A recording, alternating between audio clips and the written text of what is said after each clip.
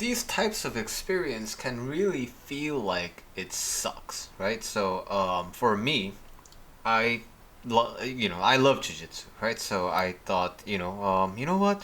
I'm gonna try competing because everyone seems to have a good time while competing.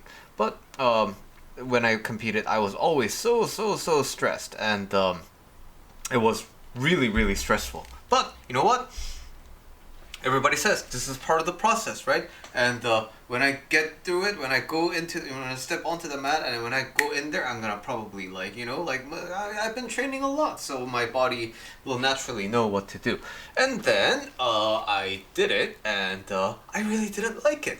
I lost matches, I won matches, but even winning matches feels good, but it didn't really justify going to competing for me, right? So this is a very important learning point. We sometimes unintentionally think we are the only thing that holds us back. And if we applied ourselves to it, we can achieve anything, right? And we're gonna like everything. It's just that we have to get moving. But the reality is, even when you muster up the courage to tackle something that's super stressful, you're not necessarily going to be rewarded all the time, because the world has no obligation to reward you for, hey man, you did something really good, so here's a prize, right? But unconsciously we start building up this expectation, and so when something like this happens, it's one sample out of infinite possibilities, right?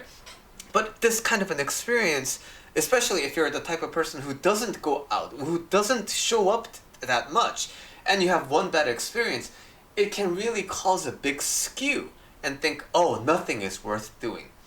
But overall, the more you put yourself out there, the more you do things. It doesn't have to be the thing that you didn't like. So I don't compete anymore.